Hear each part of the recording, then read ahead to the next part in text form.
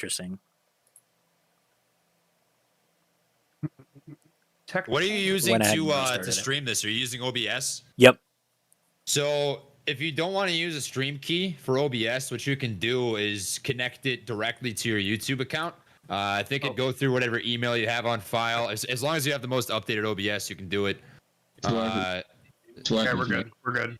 Oh, okay, cool. Yeah, never Okay, mind. there we go. I just had to restart it because YouTube needed a kick in the shorts. All right. Thanks everybody for being so patient over on YouTube. I know, but thank you guys for being so patient. So we got started a little bit late here because of some technical difficulties. But for those of you watching on the YouTube stream, thank you so much for joining us.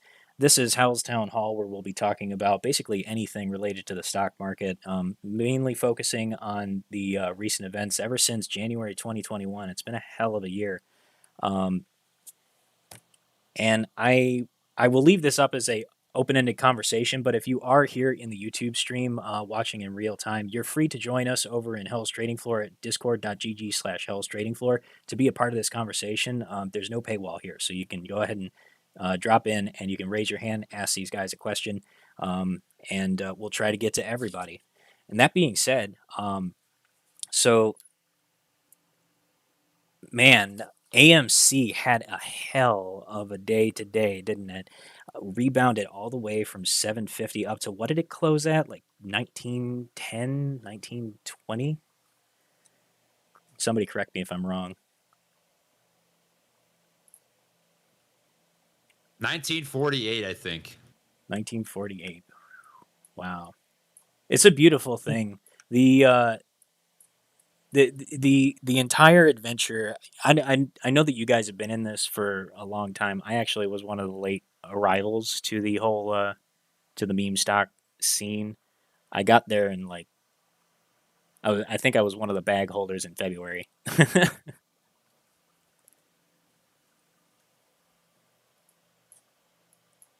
You know, I think most of us came in at times when you were forced to hold the bag, so it's not surprising to hear that, unfortunately. But it is good to see sort of the price action that we have right now. I think that a lot of people are getting excited again because there's a lot of boxes that are being checked that we've seen back, in between April and May in terms of similarities before major run-ups. I don't think we're quite there yet. I still think we're in the reversal stage, which is good to see.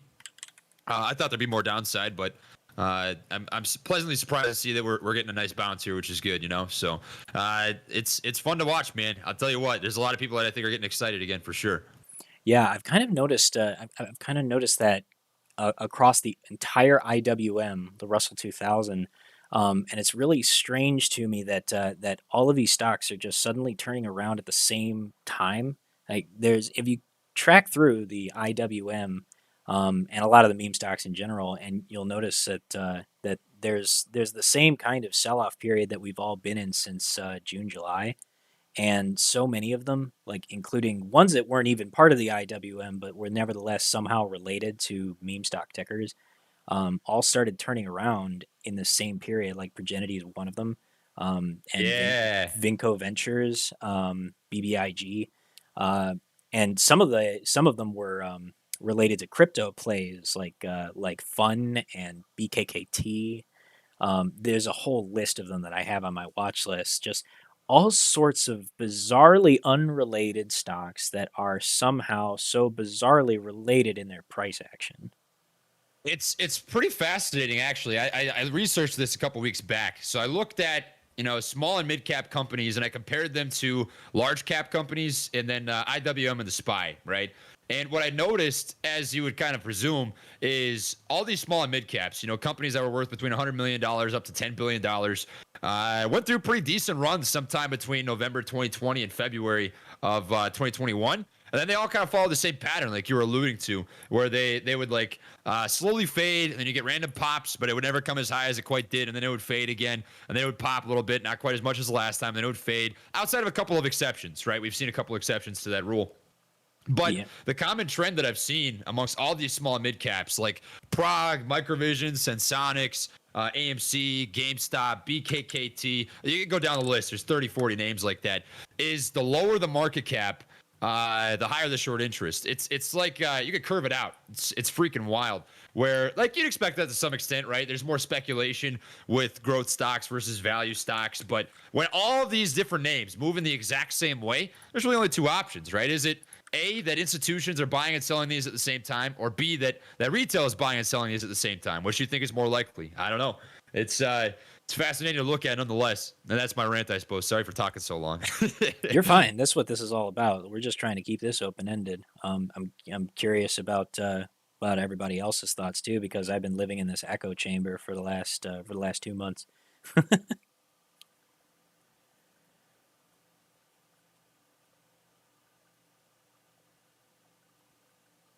I could share some of my thoughts on it. I think with this, a lot of it, typically with the start of the new year, you're kind of always seeing people doing like getting ready for the year, typically related to taxes, kind of like getting out of some of their whatever, just tax reasons in December, and then flowing back in January. And then I think this one really has been pushed more so recently, kind of some by these like macroeconomic events. Most of the time it was the Fed, because over the past year and a half, it really has been backstop. People were getting stimulus checks and there was so much liquidity. I mean, they're still injecting. I mean, they're purchasing another $20 billion in the US all the way up until, I believe, March 11th. But now with the inflation report, we just got the PPI report today. We got the consumer price index on Thursday. So overall, it feels like it's just like the nature of the flow of like risk on, risk off. And kind of like both of you were just saying, of when you have quote unquote smaller cap that have higher risk, when you're flowing out of these higher risk parameters, like we could also use crypto as an example there, the money comes out of that first. Like people are going to take money out of what fundamentally or typically would be thought to be high risk. Money leaves those places first, and it's going to leave your like health care and your financials and your apples kind of like last. But right now, it is just kind of wild of like the whole current market regime that we're in. And it's on top of it, it's tough enough to bet on like the crazy monetary policy. And then you add in like global political situations that are like just increasing volatility through the roof. It's definitely interesting. And the one thing that I have been paying attention to over the past week or two, and definitely shout out to Ortex on this one, notice a big drop off really in the short interest on the SPY and the Qs, but the Russell still holding at 40%, which like every time I just think about that, that's crazy. An entire indice has a short interest of 40%. 2,000 small cap companies. That's nuts. I have to agree. Like it's actually a scary amount of short volume, even just on a daily basis. I'm pulling up our own personal analytics tool. The short interest and the short volume. The short volume, I'll just specify, for just the IWM has exceeded 50% almost every single day, except for I count 5 days in the last 30 days. Just every single day, more than half of the trading volume is just with short trades on the IWM.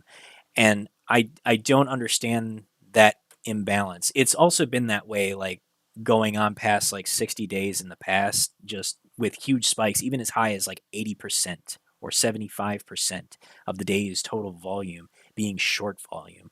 And that's just mind boggling to me, because it's like one of the riskiest trades you can take. If you're going to short something, why not just buy a put? Because if you're that confident that it's going to go down, those put contracts will put you at a far less risk if your trade goes against you, because that's a lot of volume happening at that one time. Wouldn't you agree?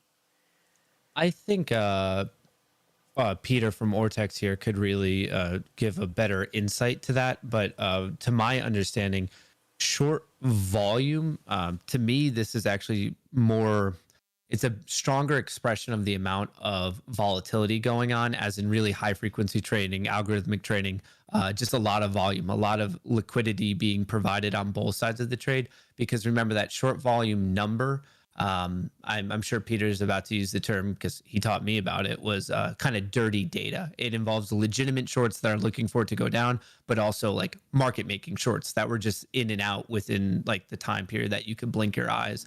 But I don't want to misspeak on that. So Peter, if you have any more.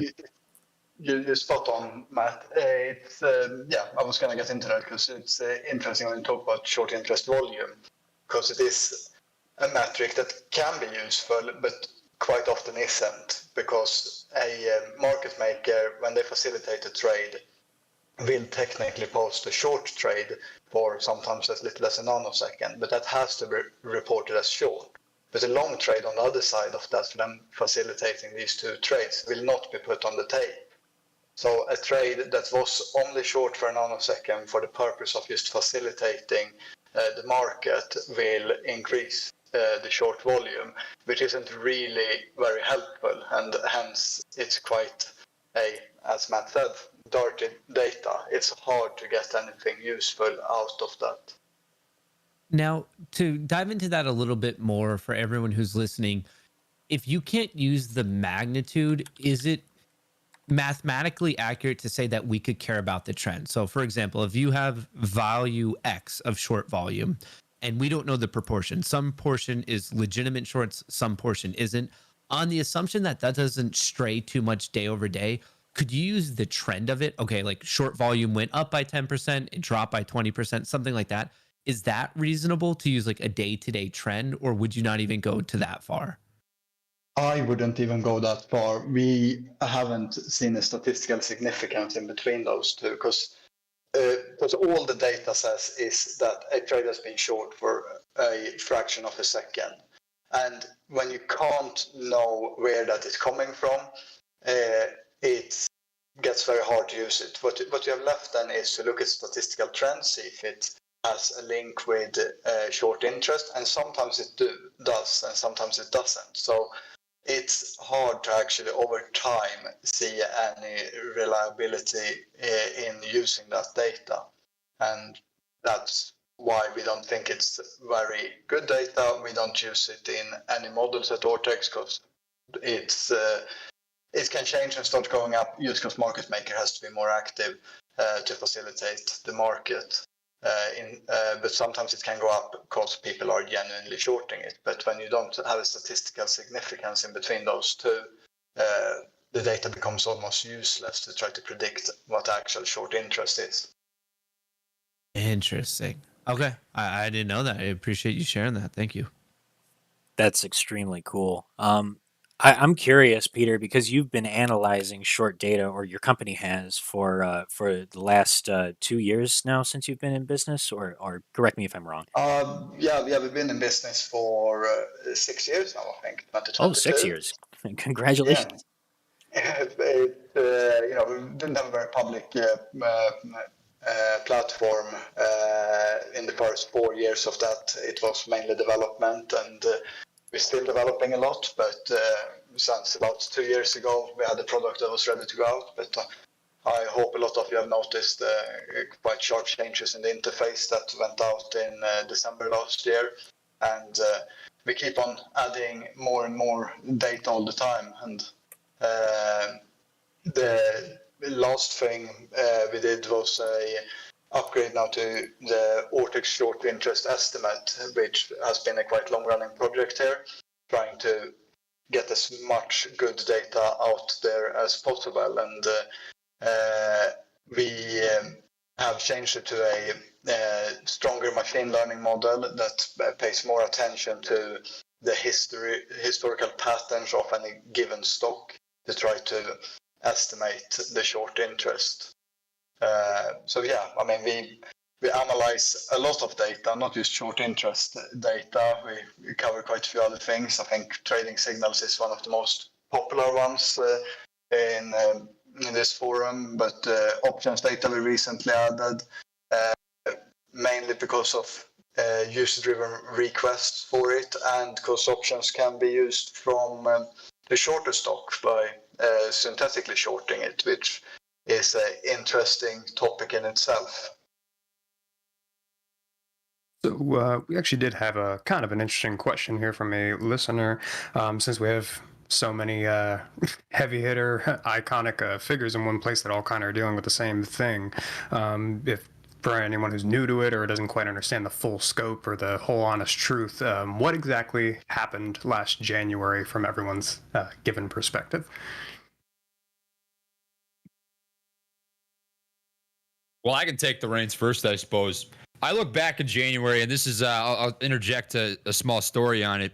I'd just gotten into the markets. At the time, I'd been trading for maybe 3 or 4 months. I started dabbling a little bit in September, October of 2020, and had built up a small portfolio and, bought into AMC, a couple other names. I think I had a couple shares of GameStop, BlackBerry, Nokia, all these different names. And it was really the first time, from what I've read, a lot of people, can collect that retail kind of had clapped hedge funds and institutions and market makers by the balls. I mean, that's really it. We had there was a lot of momentum and a lot of names carrying incredible gains over the period of a couple of days that got locked down because of the taking away of a buy button. Now that might sound crazy, and it's because it is, obviously. I mean, people who were there remember it. They talk about it. I talk about it to my family all the time. I have family and friends who were part of that, who still can't believe they were robbed of thousands of dollars, who maybe never bought back in, who got out of the stock market and decided, you know what, fuck this, I'm done. This doesn't make any sense. If this is how the game works, I'm not going to play it. So that day, January 28th, the anniversary of the buy button being taken away, I think stands for, at least to me, I'm not going to speak for everybody, it stands to me as something to remember, to keep pushing and keep working and keep educating when things are hard, because that sort of thing can happen again at any given moment. We can't control whether or not the guys at the top of this pyramid scheme that that's the stock market. I'm just being angsty. I don't think that. But anyways, we can't control what they do. We can't control if they take away the buy button, but you can control how much noise you make, how much education you have, and your influence on other people's education and spirits and that sort of thing. So I always think back on that, man. It's a root. It's a root of a really cool tree that I think retail is kind of growing with together. So that's my take on that. Yeah, I have to agree. I'm from the generation that had most of their net worth ripped out of their 401ks, IRAs, and every ounce of value that they had invested into the market in 2008 when the whole housing crisis occurred. And it really hit home for me when the buy button was taken away for that exact same reason, that it was the same thing all over again. It was the idea that it doesn't matter how responsible we are as the middle, lower middle, and upper middle class if Wall Street is able to continue to basically abuse their position of moving so much money in the markets and being wholly irresponsible with it, that they can just hit a reset on it because they rule the world that same way. It's kind of like playing a video game and just being upset because you're losing, and then you just hit reset or you kick the console and say, "Oops, sorry," and you just start all over again, like, "Oh, our bad," and there's no consequences. So like the position close only, uh to say that was like, oh, it was a liquidity crisis, or that, well, we couldn't facilitate the trades and the clearing corporations were going to shut down all trading if we didn't comply. Quit crying about it. You're so full of shit. And I've been exhausted by that argument. Like, it was the same thing that they did over and over and over again. Every time that they screw up, that those that make those great world turning financial decisions, when they screw up, just get to go ahead and change the rules, and they shake the checkers board and say, let's start again. And I don't understand how we can continue to let this occur without there being some kind of consequences, because it is so unsustainable. It can't go on like this. Yeah, I definitely agree with you. I think a lot of this got started at first. It was like there was a lot of excitement and fun and people making money. And then like the tune, it was almost like the record scratch of when they took away the buy button and people were like, is that allowed? And then all of a sudden it like just turned into like a pulling of the thread situation. And then there's just various things, like I'm sure we could all go on like with a litany of problems of like we're told that it's a robust free market for all, and then all of a sudden, like, just it seems like every other day there's something else that pops up that is just to the contrary. And it just seems like it's always stacked against the quote unquote little guy. It's stacked against retail. And I don't know. It's weird because I think things like this have happened in the past, and maybe it's just a certain point of, like, with the pandemic and people were inside, or maybe with the rise of social media, and it's easier to keep these digital communities going, not necessarily like the physical ones, such as like Occupy Wall Street. I think it was kind of a right place, right time for this community to be born, and obviously has quite a bit of like legs to it because we're still here, 13 months later, 14 months later. So it's kind of cool. And like, I think it's very important for people to really get that like, yes, right now there's an absurd amount of interest in AMC and GME just from retail traders. And I myself am very happy to be in both of them. But also, let's remember, I mean, there's a litany of other stocks and companies that this is done to. Like, it's a fight for far more than just two individual companies. This is like, you could go through the stock market, you could go through the history of Wall Street and just find so many of these examples. To me, it's kind of important to remember that, like, the overall movement of what we're going for, of making the markets a bit more transparent and a bit more equitable for all. I guess for me, I don't want it to be associated with like the individual success of an equity. It should be judged by the success of, like, are we making the market better? Do you mind Right if I on. expand on what Matt said just now? Is that Yeah, okay? yeah, go This is for it. something I'm Yeah. pretty passionate about. So I think sometimes people kind of have their blinders on, right? They're focused on what they need to focus on, which I understand. You know, when you're in a situation which requires a lot of attention, it's difficult. You're trying to, like, keep your head above water. That's sometimes what you have to do, right? But I think we cannot overlook the fact that a fucking ETF has 40% short interest. If you think it's just AMC or GameStop that goes through this manipulation, corruption, all the bad things, all the media bashing, all the malpractice, it's not. It's small and mid cap companies. It's everything. Everything got wrapped into this, and for whatever reason or another, AMC and GameStop and a couple other names caught people's interest for maybe sentimental value, historical value, cultural value.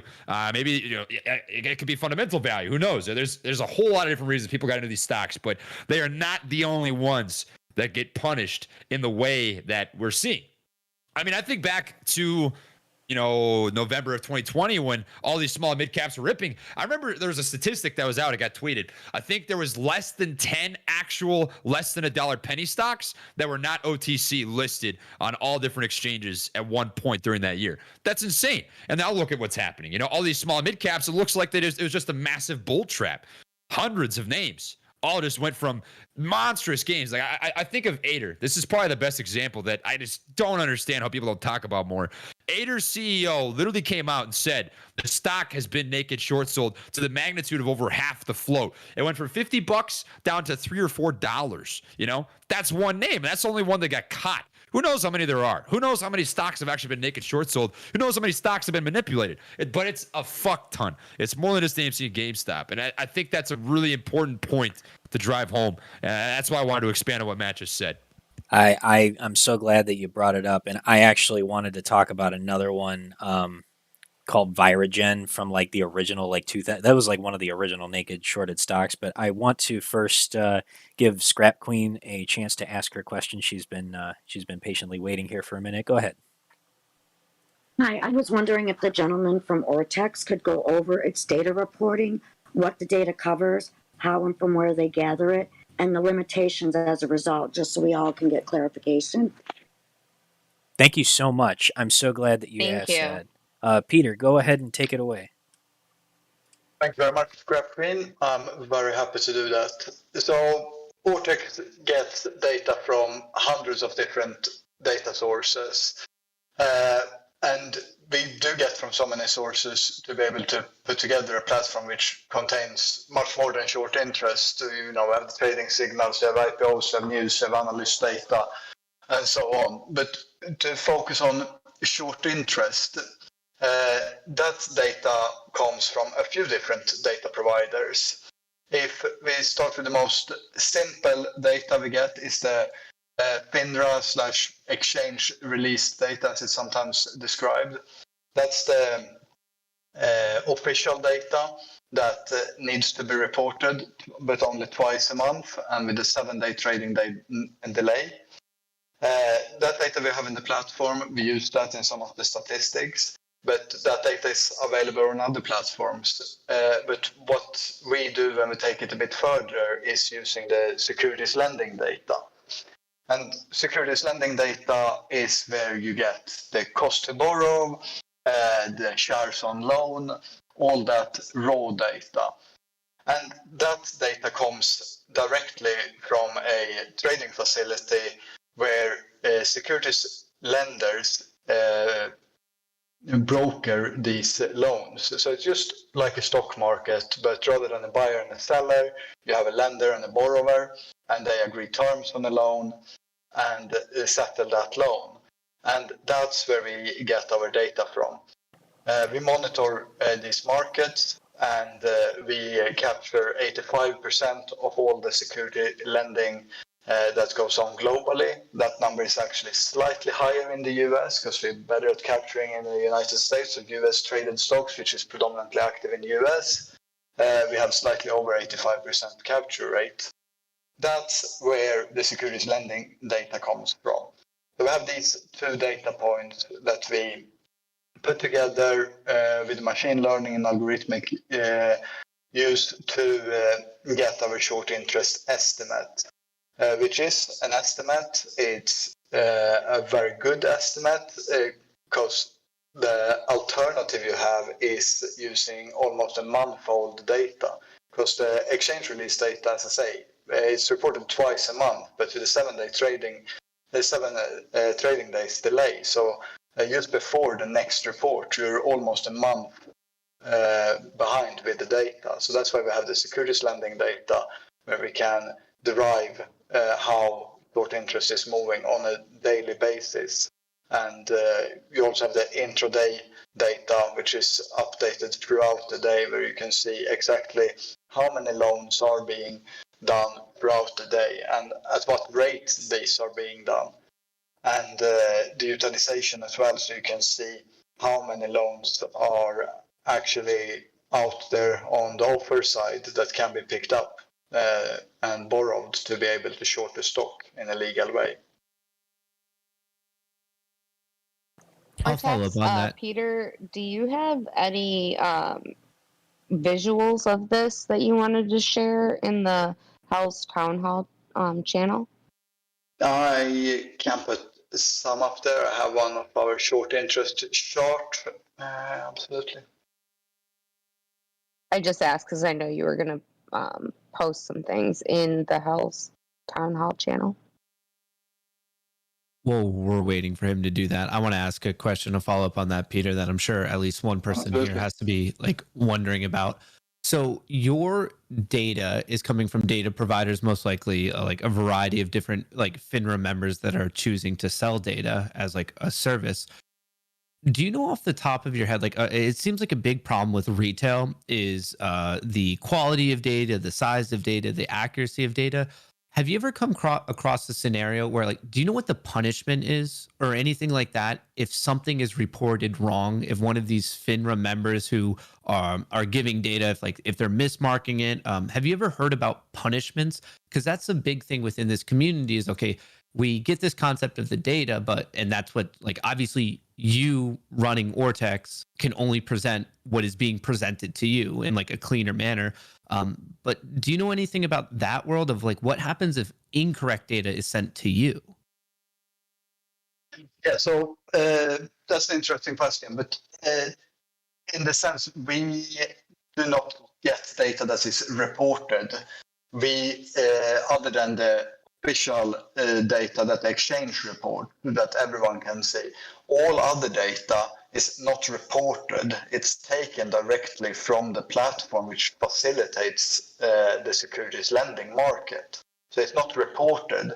Nobody needs to use those platforms, but there are only a few platforms that facilitate these, because these are only a few big broker dealers and other securities lenders out there doing this. So it's not many platforms that facilitates them to do large block security lending. So it's not reported in that sense at all. It's a system that's used for them to be able to provide securities lending to their clients, which are often hedge funds. But the broker-dealer, they need to place these loans out somewhere, they need to handle the collateral, and they use a system for that. And that's where we get the data from. And hence so it's not reported. It's a requirement for them to be able to do business, and hence the capture rate is so big, because it's only a few very small players out there that do this in other systems, direct with their other side clients or so. But all the big players use a settlement system, and that's where we get the data from. Could you just drop some names of maybe, like, I know in the US a big retail one is something like Interactive Brokers. In terms of like a broker dealer that is facilitating this type of stuff for hedge funds, are there names that we would know? Like, because I'm thinking of like maybe some of these bigger ones, like I don't know, like I know UBS is a name I hear a lot. Like, is there just generic names of like, just we could put like a company's face to these type of descriptions?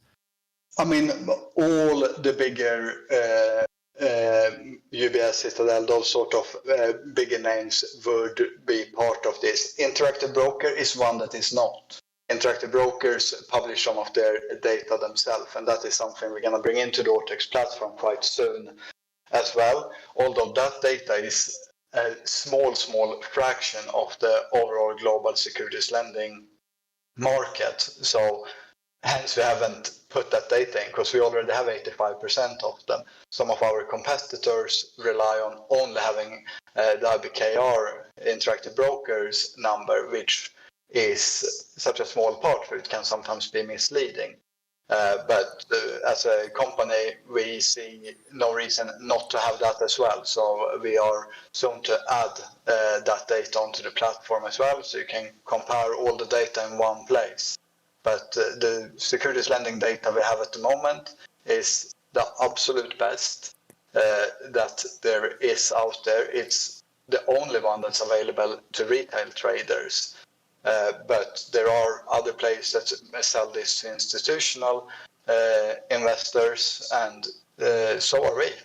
We have a few institutional clients, but our main predominant market is you retail traders. But we do not pick and choose our clients. Anyone can log in and create a free trial at Ortex. So we know there are some from bigger banks that are using it.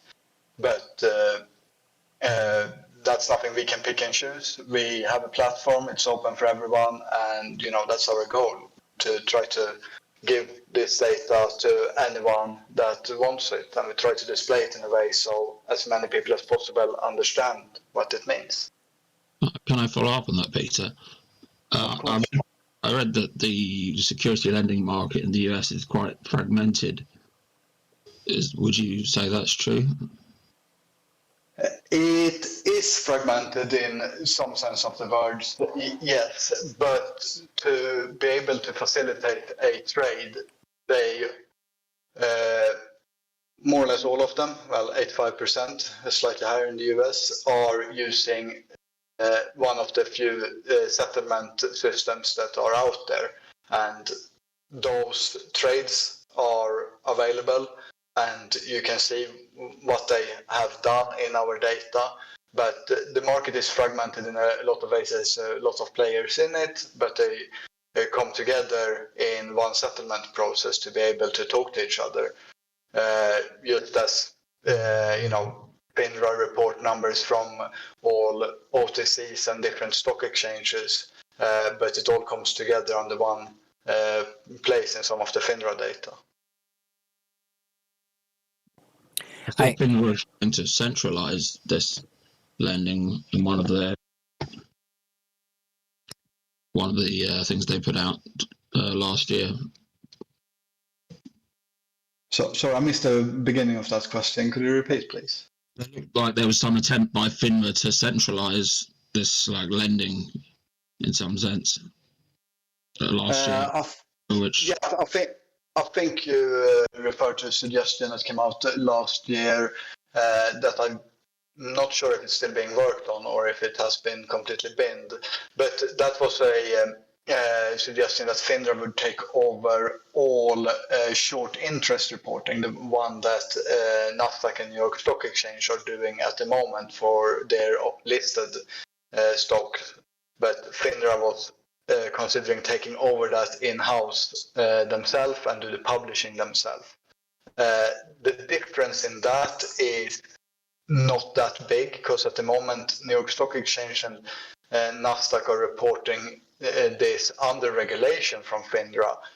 They can't do anything else. FINRA is still collating it essentially, but because New York Stock Exchange and Nasdaq own the data, it's their right to publish. FINRA only publish OTC instruments. But the securities lending that they are considering doing anything more centralized on that is nothing I've heard about actually. If it's already, you're already saying that it's quite centralized in the settlement through FINRA. Where's the missing 15% then? Where's the 15% that you can't currently that you don't currently have access to? So the 15% that we do not know about is lendings that are happen kind of off exchange, so to speak. Although it's not technically an exchange in this scenario, but you have the right to take your shares and lend it to your friend if you so want to. That is nothing stopping you from doing that essentially, and that happens on small levels, and hence we can't really ever get up to 100% capture of that. We do all we can to get as much of this data as possible, but getting up to 100% is probably impossible. But that being said, this exact short interest doesn't have to be as important. Seeing the trend of where it is and knowing we capture 85%, which we go out with very publicly, if you want to, you can assume that up to 15%, but that might not be 100% accurate to do. We choose not to do so in our data, but instead we use the short interest estimate when we're using the securities lending data as an indicator of where the short interest is. And we can see the trend there, that if securities lending goes up in a stock, we know short interest normally goes up as well. And we're using that trend to get a short interest estimate. So it's a statistical indicator of where the short interest is. And for that, having 85% is absolutely enough to reach statistical significance. But people not kind of off exchange, or however you put it, lending in order, to make your life more difficult. We have seen no indication of that at all over the last year, and there's rather little reason for them to do so, because this would make the broker-dealers work much harder to facilitate their securities lending, and they are just a facilitator of securities lending. They have, in the best of markets at least, no other obligations but to be able to lend these shares. They don't have the position themselves. They are just facilitator of a service to their clients, so that they have their systems, some of which are proprietary in between large security lenders and prime brokers. That is the system they have built, and they have very little reason to try to hide it, because if they try to hide it, then they might not have anyone that can take the shares off them, and then they have a problem. So the market is there for the reason of facilitating the ones doing it already. So I actually had a follow-up question, and I think you asked it, but I want to at least ask it again in a way that everybody can have as clear an explanation as possible. So what you're saying is that your data source, that is those entities which collect and maintain and document and record all of the lending data for prime brokers are required for that data to be as accurate as possible, because that's how the brokers make their money from the actual short lending. And that if there were any discrepancies in that data, and if the data that they gave you was inaccurate in any way, then it would actually cost their customers money, them being the brokers. So there's no incentive whatsoever for the brokers to hide that data, or for these data warehouses to hide it, because it would just end up costing them in the end, and it would damage trust with their customers. Is that correct? Absolutely, TD. Because it's the data isn't reported anywhere. It's there to facilitate the trading of it. So the data is already there. If someone in the system posts a loan of 1 million AMC shares, then it's just there. They can't post a loan of 2 million shares, because then they can't actually carry that trade out. So they can't manipulate the data in that sense, because the data isn't on a reporting basis. It's just when you buy 100 shares of AMC, you can't pretend that you bought 150. It just doesn't work that way. Well, there you go. That at least makes me 1,000% more confident that the data that you're reporting is as accurate as it can possibly be without accounting for human error. Thank you very much. And just to be clear on that data, so the data we get from these are cost to borrow, shares on loan, and utilization, in the sense of how much has been posted and how much of it is taken away. And I've had a lot of questions about utilization over the last 7 days, is it now, since it hit 100%. And it's a common question why lending is still going on after utilization has hit 100%. Utilization is a once-a-day metric, and it means that at the beginning of the trading day we reported for, it was no shares left to be borrowed. All the shares that has been offered out for lending had been borrowed. But that absolutely doesn't mean that someone isn't going to offer more shares to be borrowed, or someone is going to settle one and offer it out again. The market keeps on rolling. But Right. It's a strong indicator of that we're very much at the top of the what's available to be lent out. And on both GME and AMC, after utilization hit 100%, we have seen increases in cost to borrow. So you start to have to pay more to borrow these shares. It hasn't gone up very much yet, but it has definitely gone up. Yeah. That actually brings up another point that I'm curious about. So you earlier mentioned that someone can lend their shares to their friends, and that does happen. So somebody could actually evade some of the reporting of this if there were, say, two major institutional entities that were lending shares to each other. Um, can you imagine a scenario where these entities were actually lending the same shares back and forth to one another, um, and somehow evading that reporting system? Is that possible in any way? I'm sure it's possible. I mean, people always find funny ways to do business, but it would be against SEC regulations and probably quite a few laws. And Matt was asking me earlier if anyone has been fined for it, and I had an example here for him, but I haven't found it yet because I'm talking too much. But there are hefty fines on hiding these sort of things. But again, that has nothing to do with the securities lending side of it. That has only to do with the obligatory reporting on the 15th of every month and the last trading day of every month. Gotcha. And if you're in breach of that, then you will get fined. I'll see if I can find a link to a report of fines on it, and I'll share it with you. Absolutely. I'll leave you to go and do that. Since anyway, I have to introduce our next guest. Thanks, the Masked Investor, for jumping on. Sorry, I see you've been sitting there for a while. How you doing, man? Welcome to the call. Thanks for having me, man. Absolutely chilling right now. How you guys doing?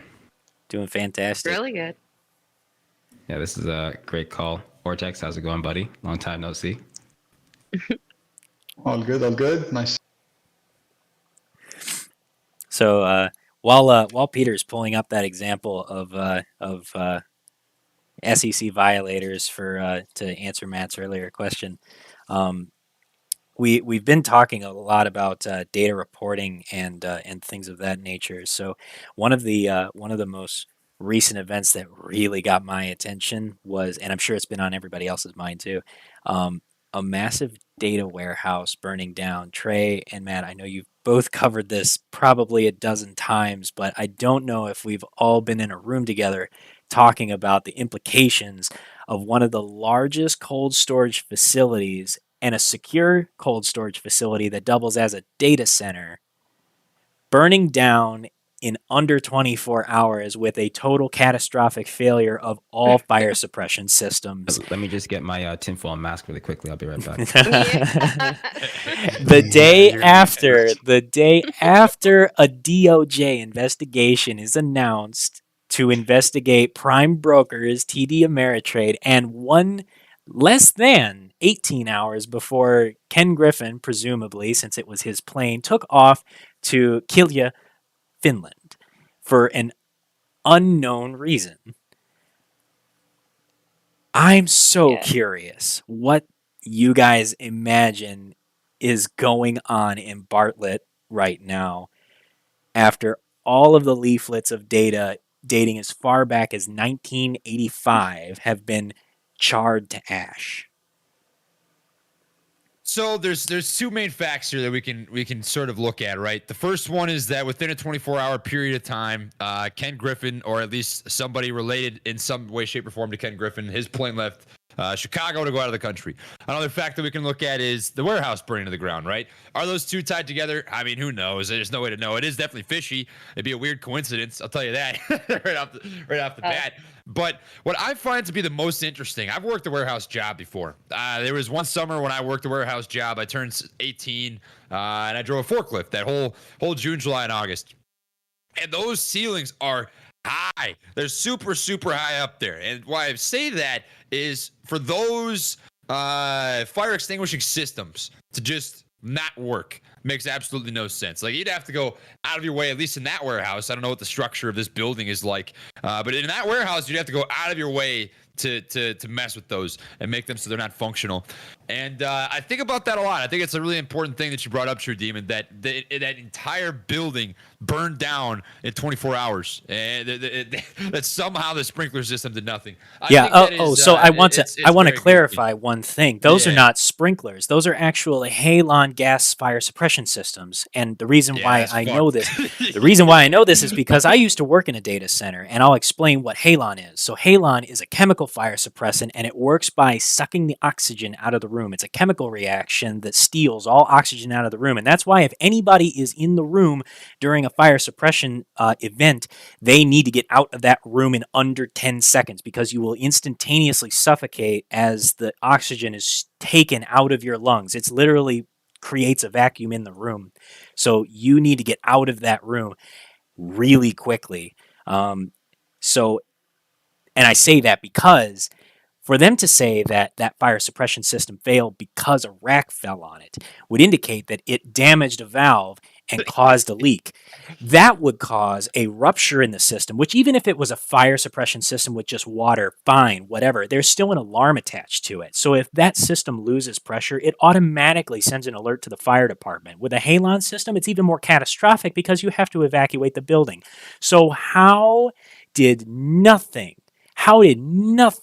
go off? There's no way. You're talking about a triple failure of all fire suppression systems and alarms in a cold storage facility that protects data housed by the biggest firms in fintech in the world. Total triple failure. I just can't imagine a scenario where that happens by pure chance. Look at this. We all kind of got like a chemistry / fire suppressant lesson here today. That was good. Hey, I didn't expect to learn about that. I didn't know any of that. Just now. That was Yeah, I amazing. didn't either. That was That's top incredible. notch. But you know Yeah. what? You I bring up just some want great to, questions. sorry Oh, to go ahead. interrupt everyone. We're having in chat, everyone's kind of freaking out about some people aren't getting sound. If you could let us know, are you not getting sound for everyone's hearing everyone? Or sorry to Let me see interrupt. where are we not getting sound at? Well, they were hearing Trey and Ortex and then not the rest of the panel. Gotcha. Interesting. Let's see. Is it No YouTube True or just Demon. is it just Discord or is it YouTube? They said it was Discord and not YouTube. It was okay on YouTube. That I don't know what that sense means. at all. I don't know what that means. I honestly I don't know because my Did audio you is coming mute True through. Demon? Like, are you guys gonna? Are you Yeah, I was being gonna say, caught if for muting anyone, him? for anyone who's having issues, just right click and or hold down on the name and see if their volume is turned down or anything like that, because it seems to be an individual problem. All right, we're Yeah. banning everyone that muted True Demon. Keep going. Right, expose themselves now. That's good. That's Gotcha. fantastic. I'm Continue gonna on. I'm gonna find who y'all are that be muting me. TMI, you were about to say something. We got cut off. What was it, man? I mean, you had a great breakdown of how that was a triple check system that failed, right? So it kind of makes you think that there would need to be a lot of things that would almost intentionally need to be done in order to have this failure happen. But we'll leave that alone there for a second. How long did this fire continue to burn? Because that's the next question for me. Is that I remember the next day, or if not the next afternoon, people are like, "Yeah, the fire's still burning." I was like, "Hold on a second, what?" And you put the fire out in 24 hours. So It started at 10 o'clock one morning. The next afternoon, it's still burning. I'm like, so what the hell's going on? I do believe that the fire would continue burning. And I'm sure that somebody who's a fire chief would know much more about this, but like insulators and stuff, that once they get to a certain temperature, once you get steel to a certain temperature or the framing, 3,000 yeah, something degrees. once it gets to that temperature, it takes a long time for it to cool off. So anything like it can actually even ignite the air. So if there's any chemicals floating in the air from any other systems that they had in place, like could actually still be burning. So I do kind of believe that there was a lot of paper in the facility. If you're ever in like a paper factory, you can't even smoke within 1,000 feet of a paper factory because of all the fibers, and they can actually explode. So like there being so much paper and stuff in the building, I do believe it possible that it could still be burning. It's difficult to put it out, but the fact that it went up in smoke so quickly and that there was so many failures in the barrier systems, in the insulation systems, in the fire alarm systems, in the fire suppression systems all together, and the climate control systems. So all of this failed simultaneously is the part for me that's just like, how much more damning do we have to make this event, right? Sorry to interrupt again. There are still some audio issues for some Discord members. I know that Discord throughout the day today has been having trouble with outages. I have an overwhelming amount of people that are not having problems, so maybe try restarting. But keep us in the loop, please. Yeah, that's bang your device and blow in it. That's what's always worked for me, but I'm 36. Blow on the cartridge and reinsert. I think that's been the solution for me all day, is just force close and restart the app for anyone that's having issues. If you have any other issues, if you can't hear anything, I would suggest just hopping onto YouTube and using the audio from there. That way we could just keep it moving. Keep the conversation flowing. Keep the flow. Yeah. Or if you have any other issues, go ahead and open up a support ticket, and a mod will get to you. Okay. Thank you, guys. All right. So sorry for all of the technical issues that everyone's experiencing, but we'll keep on rolling. So, yeah. So between the Bartlett fire and Ken Griffin or somebody from his company flying to Finland, there was another piece of that I found out through a little bit further investigation. Did anybody else know that the one of the executives from CompuShare also flew to Kilja, Finland that day that KPMG plane landed there? and they both took off within 6 hours of each other. Has anybody else seen that? No, but that's interesting. So I have also- not seen it. So I still have to like go down through like the long list of flight records in order to actually verify this data. I'm giving it I guess through the grapevine of Reddit, which I understand that is not necessarily perfectly trustworthy, but at a first glance, seeing the tail numbers on the planes and seeing that they're both registered to their respective companies is quite interesting. So I can at least verify that the two planes landed in the same place.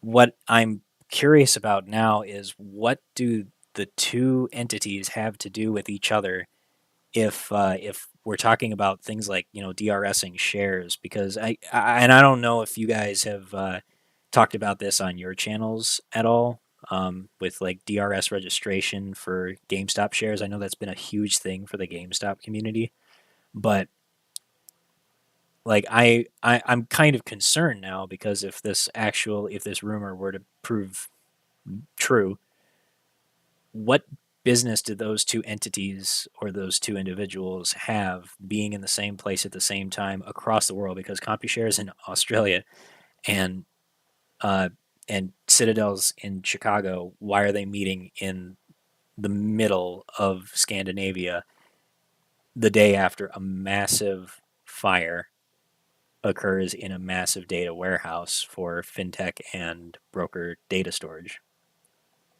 I would also be curious to know if he also either requested to stop the tracking of the jet, or if they landed and or stopped where the tracking stopped in that same airport. It appears as though it landed in Kilja, Finland. But that could also be true. But the plane was shown flying back from its destination, so I would assume that the tracking was there from beginning to end. Oh man, we're all wrapped in tinfoil now, aren't we? I love It's it. real tight. I mean, it's warm in here. I like it, but oof, we're wrapped. I think what really piques my interest the most about this entire situation is there's SEC documents that legally tie that building to names like TD Ameritrade. So if there was something nefarious, even slightly, that took place alongside this DOJ investigation, I just don't understand like what they're thinking by by doing it, because it's just blatantly obvious that you can backtrack that. Like if I was the DOJ right now and I saw that a building that was in some way, shape, or form affiliated with TD Ameritrade burned to the ground within 24 hours of announcing an investigation, I'd be like, maybe I should go start at this building. That's probably what I'd be thinking to myself. Maybe I'm just misinterpreting the situation. I don't know, but it's hard for me to wrap my head around the fact that actually happened. It just feels like a movie. Yeah, I hear you. And I mean, say that there was something nefarious going on. Like let's go ahead and keep the tinfoil hat on for a little while. Say that there was something that tied TD Ameritrade or Citadel or Virtu or whoever, because there's any number of entities that have their data stored in that place that's now just gone forever. Right. They actually don't have anything to worry about because it's so easy to create a scapegoat when you have that much money, if you really think about it. Like the mob did the same thing in the 50s and the 60s. Why can't the world's largest market makers and broker dealers do the same thing? Like just find somebody who's willing to take a large enough paycheck. Like these are the kinds of people that are able to pull $10 million out of their couch cushions and give it to somebody in order to make a deal. Like all you have to have is somebody who's willing to actually carry out the act and then never say anything that's not even tied to the organization. So, yeah, you can speculate as much as you want, and yeah, it can be an obvious destruction of evidence, and yes, it can completely annihilate any court case that actually would carry to term or go before a judge. But if you're not responsible, if you're not personally responsible, if the actions are not directly tied to the entity, then what do they have to worry about? at that point. And that's what scares me the most about this entire hypothesis, this theory that we're exploring, is that if there really was something to find there, it's gone, and they have any number of avenues to to tie up their loose ends at this point. And Well, I'm kind of I'm taking, upset. I'm a little upset. I'm the taking way it I no would works there or a fire department or the building's spoken out about this. Have they? I would be interested to know, but I don't know the answer.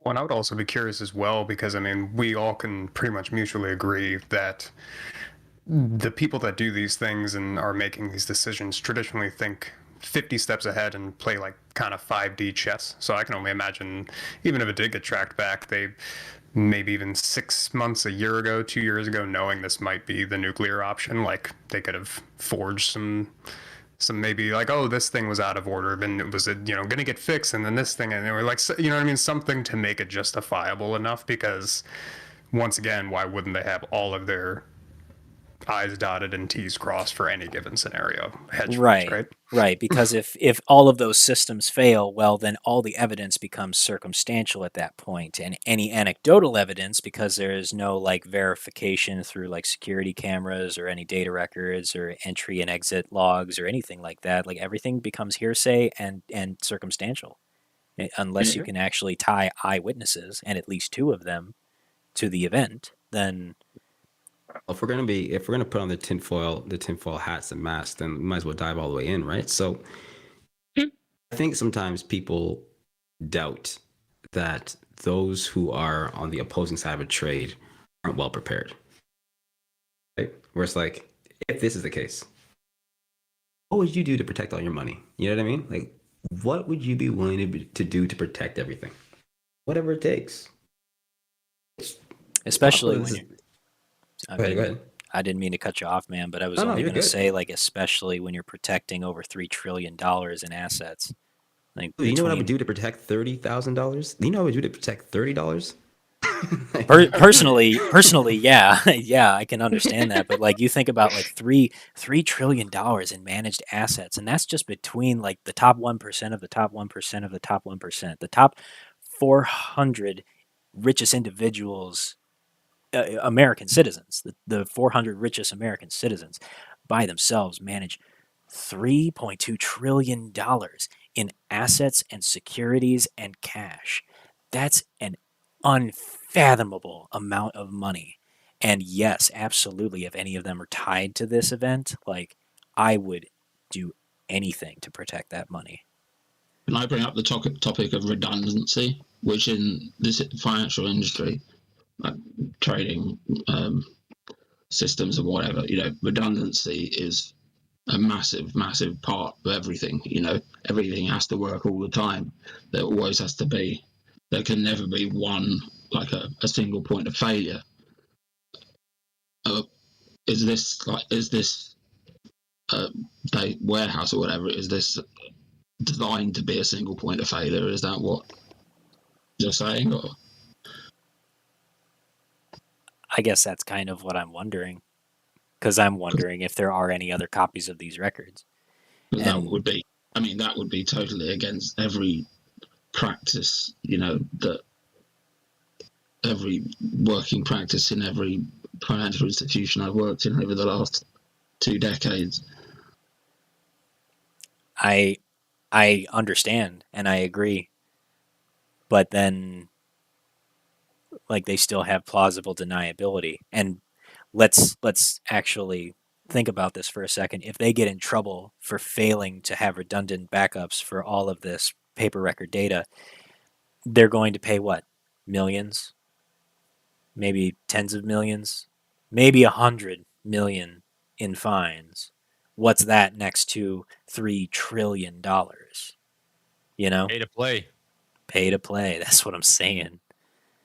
It's a messed up world, and we really underestimate just the deep pool, the ocean of wealth that sits in the hands of so few people that they can quite literally play God without anyone else's permission. And nobody else gets a say in what they do. Like, they quite literally make the laws. They are above the law, and it is absolutely possible.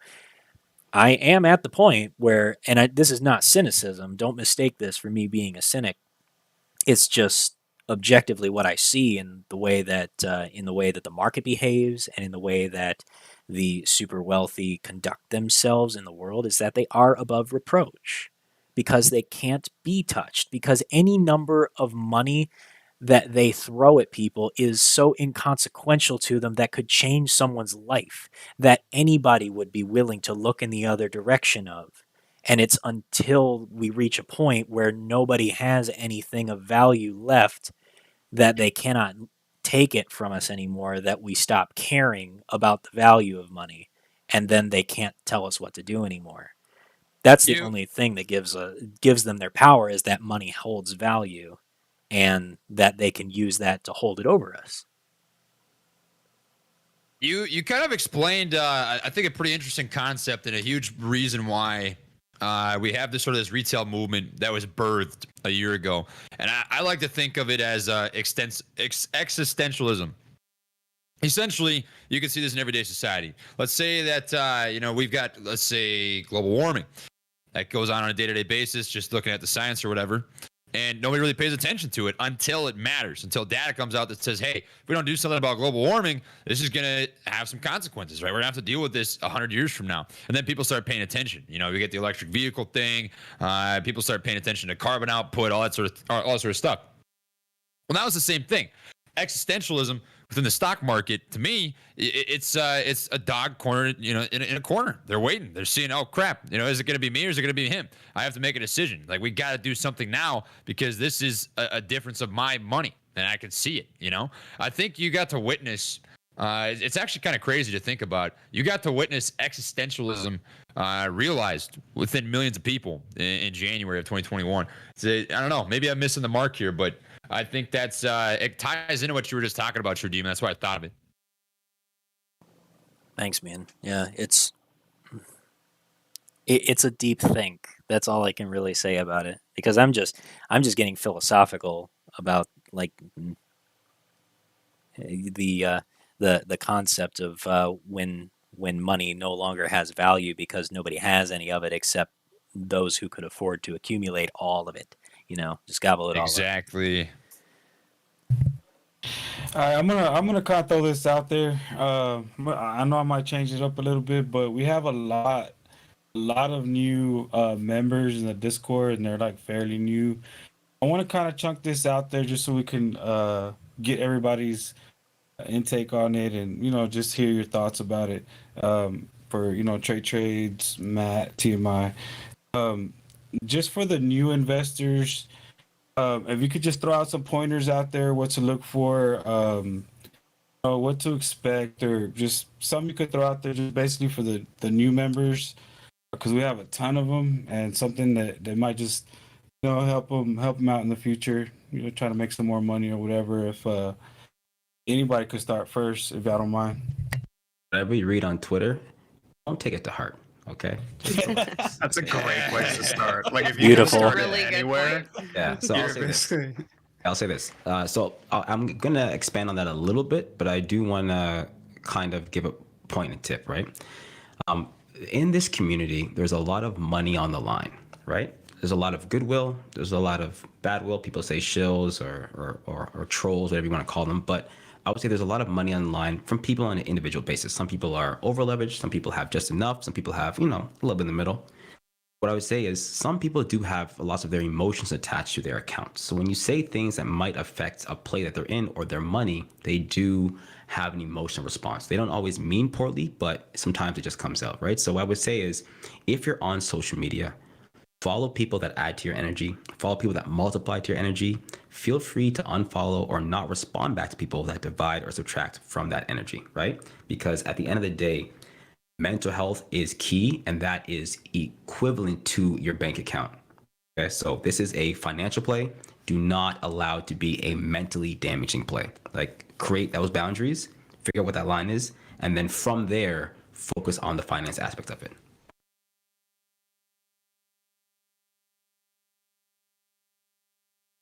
Oh yeah, you guys are up now.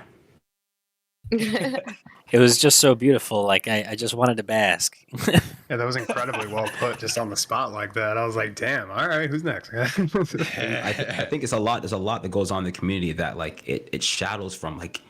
There's a lot of people that have a lot of great information out there. True Demon, definitely one of them, right? But it's just like there's so much fluff. I'll say fluff to put it politely. That's out there. It distracts from the facts, the questions. Like I posted a question asking Ortex the other day, and there's a lot of shit that came through my DMs in regards to a question. But I was just like, this is between me and Ortex. I just had a question. I want to ask a question, and if I'm wrong, then you guys can all see records of a conversation. You guys can see where things go from there. But if you guys are going to take it anywhere outside this question, you guys got it all wrong. This is supposed to be a learning experience. This is supposed to be, public information that everyone can kind of access to. It's not about, who said what and how they said it. No, let's get down to the facts. Let's get down to the numbers. So anything that gets beyond that is pretty much a waste of time. Well, I appreciate that, brother. Trey's, what you got on it? I'd like to thank Ortex for the way that they let us all share their data on a daily basis as well. Give me 1 sec to spit out my seed. I quit vaping like a week ago, and I chew seeds now to get over the itch. Oh, good for you, man. All right. Anyways, I'm not going to expand on TMI's thought. I think he put that pretty well. But I do have one thing that I've learned myself and I've seen in other people. It doesn't matter how much you know. It does not matter how educated you are. It does not matter if you're the smartest guy in the room, the dumbest guy in the room, if you don't have consistency and you don't have a plan. And what I mean by that is I've seen people who are really good paper traders who are terrible real traders. And what it comes down to is mastering human emotion. Fear and greed runs the entire stock market. Everything is run by those two basic human emotions. And your goal in order to make money in the stock market is to conquer those two emotions. Before technical analysis, before understanding data, before analyzing entries and exits, before all that stuff, you have to have the mindset. You have to have a strategy. And that is ultimately where I think most people fail. Here's a statistic I'd be interested to see what the numbers would be on it. But there are almost always opportunities to exit a trade green. But a lot of people don't. What does that come down to? Sometimes it's not knowing when to get out, but sometimes it's also the plan. Did I have a good exit plan? Did I have a good entry plan? Are you sticking to that plan? Out of 100 trades, are you sticking to it 100 times? If I was to give any advice for a new investor or trader, it's just recognize and find what kind of trader or investor you want to be, and then formulate a plan so that you can actually execute. If you just go in blind, you're gonna lose. I've done it. I've tried it. You can't do it that way. You have to have a plan. So master those emotions, man. That's the hardest part of the stock market. That's what I have to say about that. Yeah, I actually want to elaborate on that a little bit, because I think this is, for me as somebody that helps moderate Hell's Trading Floor, I see a lot of users that have questions about trading plans. And I started this whole thing watching Matt. And one thing he drives deep into the conversation is having a trading plan. So my question is for Matt, how did you figure out what was the best way to go about figuring out a trading plan for yourself in the process of when you started trading? And what does that look like in very, basic terms for a trader? I guess for me, I always took it.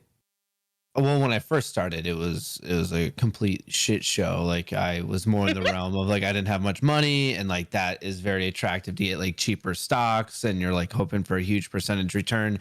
And I guess I felt like I always chasing in terms of not only the price action, but also in the news cycle. It was always oh, this one's already up. I wonder if it'll go up more. And if you do that enough, you're gonna definitely blow up your account in a negative way.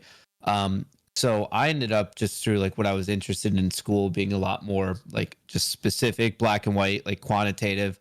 So for me, it was more of when I got that exact plan. So for anyone listening, you could look at it I don't know, you could try anything. How good are you at buying stocks when the 30-minute RSI is below 30 and you're just betting on a reversion play? Okay, well, you have that. Well, now what if you put in, let's say, call it another filter? Let's say that you see bullish divergence also in the RSI, or you saw that the MACD is crossing over.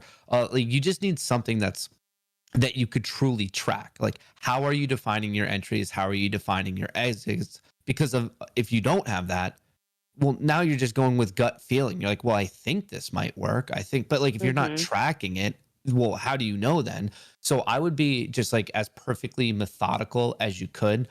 And I guess I do appreciate, I guess, the irony in this, because like all of this community with AMC and GME, well, for me personally, like every trading rule I've ever had for these two plays have been so far like yeeted out the window that it's like kind of ironic. Like, as like AMC and GME, I think of as like completely different than any other play I'm possibly in.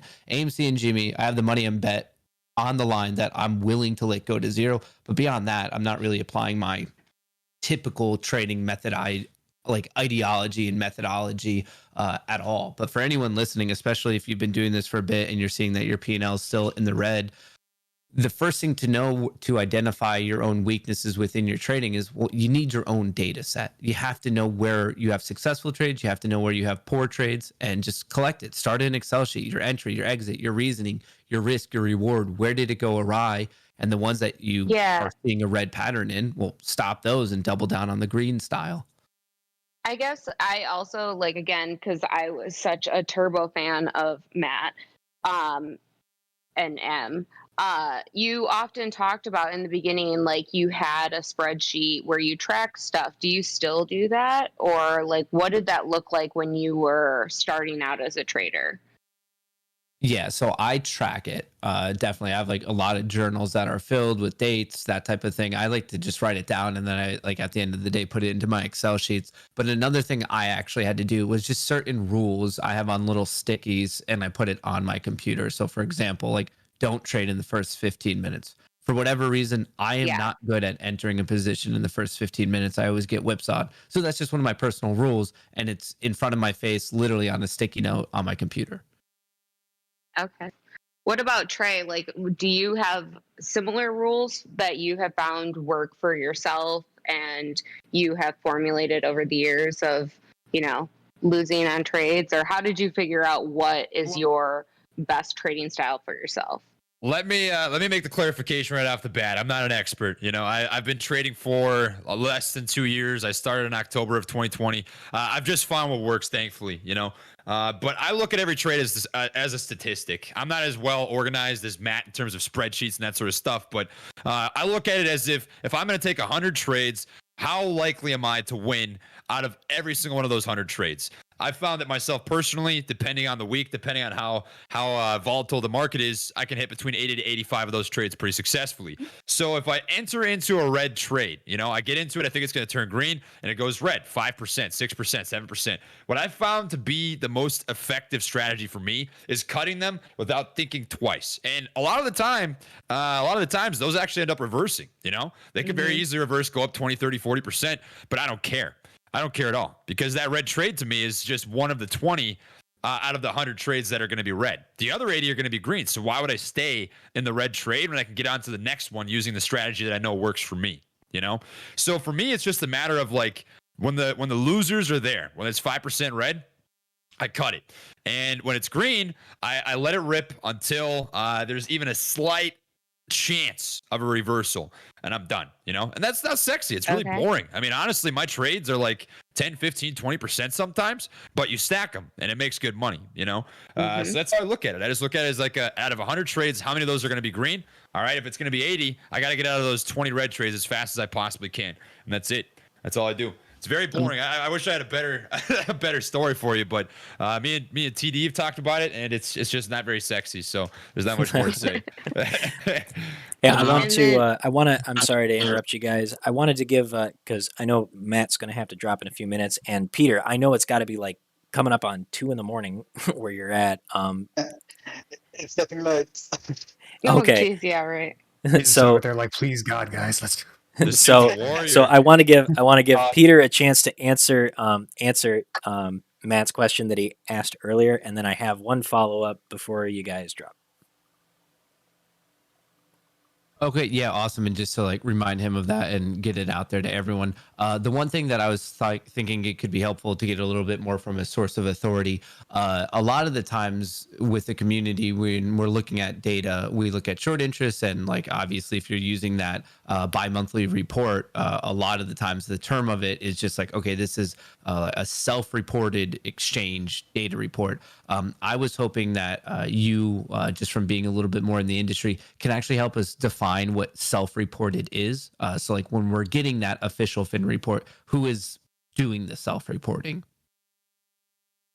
So the official FINRA report is not self-reported. It is reported by the broker dealer, not the short position holder. The broker dealer has the legal responsibility to report to FINRA all client accounts that have a short holding. So when you go into a short position, if you ever have, with whoever your broker is, it's not you that have to report it, it's your broker that has to. The broker has very limited benefit on breaking that rule. They do get fined for it. I did share a link of one example I found quickly, but there are plenty of examples out there. But the main importance there is that the reporter has no financial gain of not reporting it, because they are just a facilitator of the trade. They are your broker.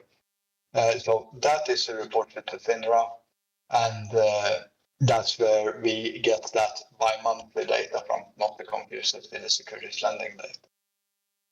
Does that answer that question, Matt? Yeah, thank you. And then TD, I'm sure you have a follow up there. Yeah, this actually is a question from Jeremy Brongil. I'm sorry if I'm butchering your name. Excuse me if this is common knowledge, but do we have any insight into who lends what? For example, can we see if Vanguard is lending specific ticker shares over a period of time? Peter, I feel like you'd be the best person to answer this question. Absolutely, thank you for the question. In the United States, no, you do not. You might have detected a bit of an accent here on my side. I am from Sweden originally, and in Europe, the regulation is very different. It's instead of having anything reported fully, like it is in the US twice a month, in Europe instead, any short holder needs to report it to the regulator in that country if they have a short position over 0.25% of the outstanding shares in the company. Although the regulator only makes this public if it goes over 0.5% of the outstanding shares. But in Europe, you do get full names of who's holding what. But in US, that data does not exist at all. So you can get it on some European regulated stocks, which you have a few that are popular in the US, and you can see this on the Ortex platform. If you go to the short interest overview page and click European short report, but only for Europe. For US, there's nothing that are the same. That is a shame, and it's just as much a shame in Europe that we don't have there what you have in the US. I think this should be reported in both ways from the first percent shorted. Excellent. Thank you so much, Peter. I really appreciate it. Peter, you're welcome to stay on if you want, but I also want to be respectful of your time. I know that Matt has to go soon. But before you guys go, I did want to make mention of something just because you both haven't had a chance to see it yet, and it's going to be a more regular part of our Discord. We have a analytics tool that we are working on that is going to be integrating some of the data that you're working with, Peter, and thank you so much for working with us through that. But our analytics bot, which we are calling Scourge, is it is going to be going over different types of trading signals based on shorts and short exempts, basically looking for trends that track with price action and options data and correlating certain triggers and signals that have occurred in the market. It is very, very, very beta right now. But we are back testing. I think we have currently back tested 30 stocks, and there have been consistent signals which have occurred in the past that have That's triggered guilty. within 30 days of short squeezes. And again, I have to bears repeating that it is a very beta tool, but we've back tested 30 tickers that squeezed, and we saw this signal less than 30 days every single time. It's very new to us, and we're trying to get a better understanding of why we see these signals, but I'm hoping that you guys will be able to talk to us again on another call in the future so that we could actually describe what it is that we're looking for and why we believe it's significant once we have more time. With that, I'll give you guys an opportunity to give us any closing thoughts or anything else that you would like to shout out to your viewers, or for Peter, your customers. Well, thank you very much for the invite, and I'm looking forward to seeing Scrooge in action sometime soon, TD. But yeah, pleasure to have been part of this town hall, and I hope to do it soon again. Thank you very much. Thank you. We'll be looking Thanks, forward to Peter. having you come back, man. Nice to meet you. As for me, I just really appreciate being invited. I thought this was an awesome discussion, and I think it's kind of cool to like have a little bit more of these like fireside type chats to kind of break down some of the recent developments, what's going on, and it's just a different setting, little bit of a different style of an AMA type of a thing to, I don't know, answer Yeah. some of the hottest questions on everyone's mind. So it was awesome. And hey, for everyone in the community, like obviously I just always think it's so funny the amount of times like starting in February that everyone on mainstream media said like this would be done and everyone would lose interest. But obviously 13, 14 months later, look at us right now, which always puts a smile on my face. Mine too, man. Mine too. All right. Well, thank you so much for making time to sit with us, man. We hope that we can entice you to tie yourself down to a chair with us and have another conversation in the future. Sounds good. Have a good one, everyone. Bye. Bye, Good man. night. Easy. Take care, guys. All right. So we can keep on talking. I've got plenty of time. I've booked myself out until 9 I p.m. think Eastern. But Occam's had a question, but Oh, he's having like connection issues. really, I've got just one quick thing before then. I have an obligation at 7:00 p.m. Before that, I've got a Subway sandwich, so I'll stick around for like 10-15 if that's cool. And then I got a dip so I can eat before some more work stuff. okay, that Sure. sounds all right. Things on your list to ask about now. I don't know about TMI. If you had things particular, Trey certainly mentioned a couple of things before we started. Yeah, I have a podcast that I'm gonna shoot, but I'm kind of just holding off for a little bit. So I'll stay on this for I guess as long as you guys need me, and I'll jump off. I'll jump off after this. No, don't worry about it too much. I'm good to go. All right, cool. Well, then we'll probably we'll keep it going for as long as Trey's able to stay, and I feel like Yeah, to, I'm trying to get Occam's up here. I don't know if I sent them an invite. Verde so was got it. able to maybe read his question. okay. Well, if we can Right, yes, can't get him up here, we'll try to get the info out. Did you want to ask anything about the market data quality you were talking about, Trey? If anyone else is interested in that. Regarding like the accuracy of Ortex's data that's being reported to them, is that what you mean? Yeah, I can't talk about Ortex, but I could talk more generally if you're interested. Oh, yeah. No, I got you. So, what I find to be the most interesting, and I have no background in data, so let me preface by saying that I am not licensed or educated in the least bit about data outside of what I've like kind of halfway taught myself from like reading stuff, But what I find to be the most interesting is data is only as useful as its accuracy. And what I've come to find with the stock market specifically is that the accuracy of data seems to be at times pretty laughable.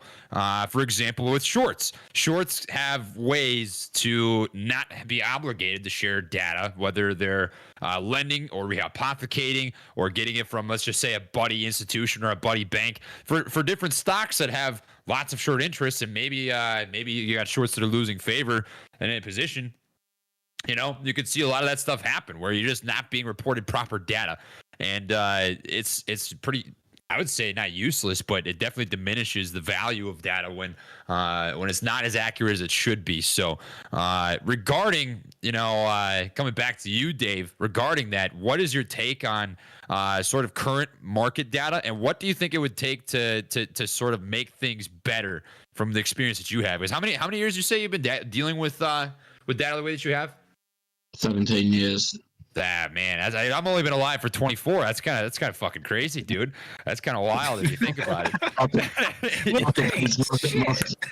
Yeah. I was working on market data and low latency market data and trading systems. I was specifically working on the server side stuff for market data. So connecting to market data sources all around the world, exchanges, like pretty much every exchange in the world. Static data sources, multiple sources for static data, and we use a huge amount of our effort because, like, for enterprise customers, the data's got to be right. Like banks, hedge funds don't stand for mistakes in right. So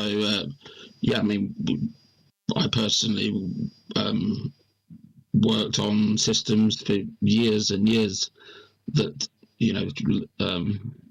trying to increase the quality of the data we have, for the static data specifically, like we'd take things from multiple data sources and we would analyze them. Like, we'd have data analysts who would go over them and see which sources were the most accurate and most reliable, and we'd have tools where the system could take in these data from multiple sources, and we'd have set rules as to which ones to use when, and then support, customer support engineers could configure on the fly as well, as things changed, as new bits of data came in or customers reported issues. They could add new rules to make increase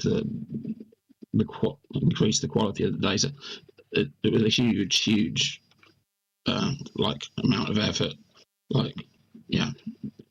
So with your experience in data, when you look at the stock market and sort of the way that system operates, what's sort of your take? Do you feel like it's inferior to what you worked with, or do you think it's on par? Do you think it's better? I think it's probably an obvious answer, but it'd be cool if you elaborate on that. The sort of the mechanics differences. The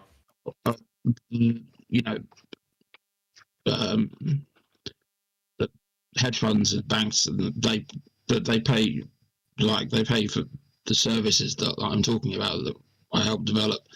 They pay tens of millions of ridiculous amounts of money for these things, because and a large part of that was for better data quality. The quality of data that they get is so much more reliable than what retail gets, because of the way that that we do it. We do it. The latency. Sorry, I didn't mean to stop you there. I kind of wanted to elaborate on that because you made an interesting point. It's that institutions, banks, hedge funds, those guys have great data in comparison to retail. What differences do you see there? I think that's something that I almost missed that. I would have been pissed at myself. I would have gone and fucking drank bleach if I missed that opportunity to ask that question. Strangely specific. They take data from multiple sources, like for static data I'm talking about here. They'll take data from multiple sources, and they'll have teams, like massive teams of support engineers, working on these systems that are designed to help them,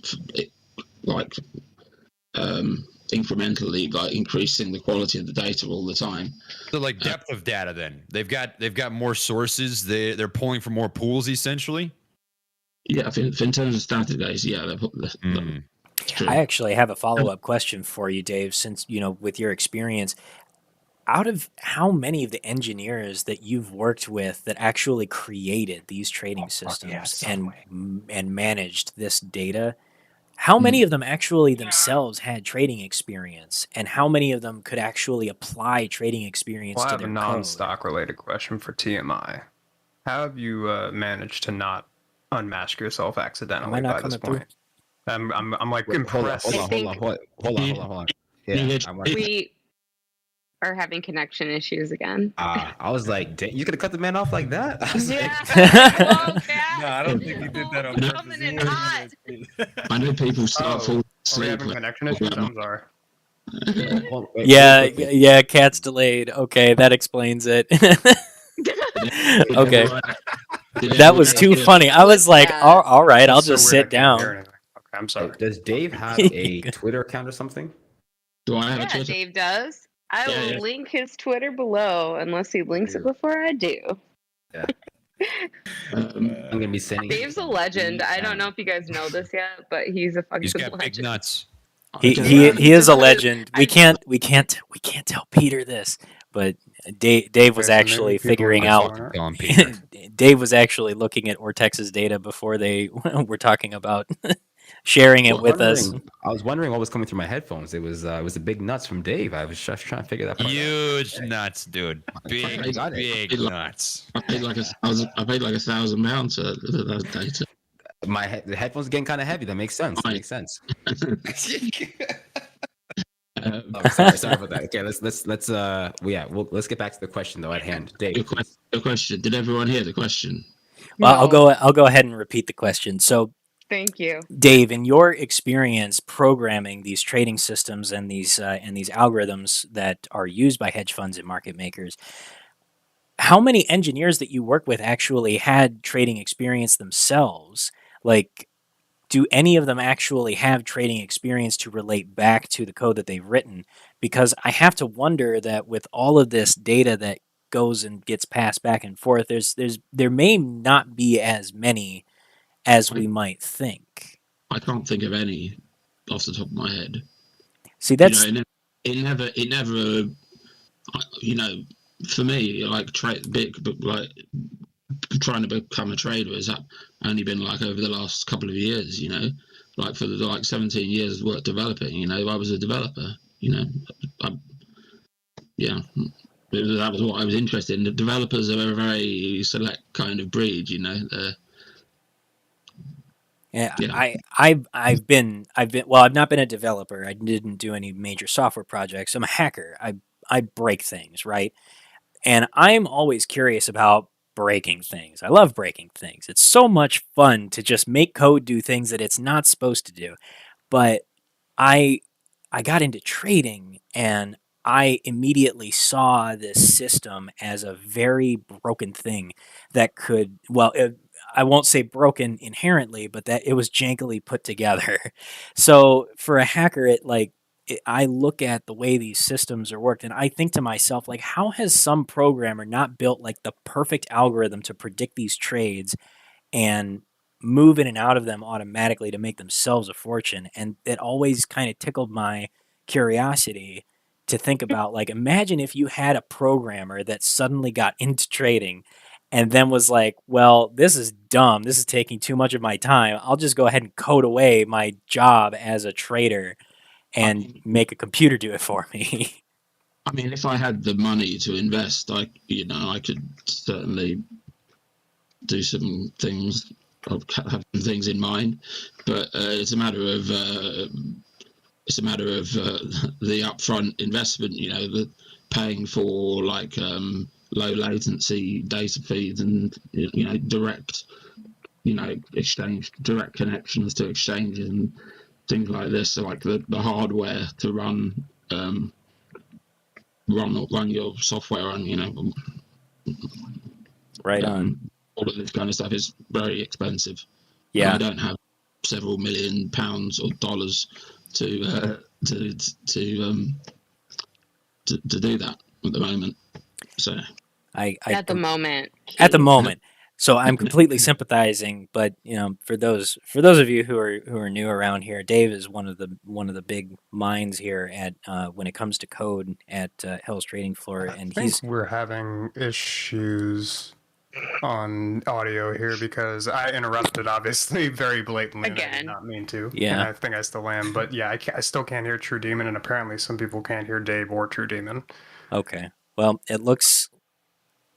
That's unfortunate. It may just be the amount of people that we have, but we'll keep forging ahead. I'm sorry, Kat, and I'm sorry for everybody that's having audio issues. If you want to go ahead and create a ticket, just so that we can keep things rolling. But I do apologize. It seems like the YouTube stream isn't having as many issues, so hopefully Yeah. that might give you better clarity. Trying to remember what I was going on about. Oh, Dave is one of the main minds here when it comes to code, and he has so much experience in trading systems. And one of the great things about having a trader who is also a really gifted coder is that coders can't leave things alone and let things be inefficient. We just can't tolerate it. Our minds don't allow us to. Otherwise, our heads would literally explode from just watching things be inefficient. So part of what we're doing here at Tells Trading Floor, for those of you who are new here, is we're creating more and more analytics tools, and all of this will be available to everybody here, including to the speakers. Matt's already gone, but Trey's Trades and TMI, we are going to, once we work out all the kinks, make this available so that we can get everybody on equal footing for these types of trading analytics.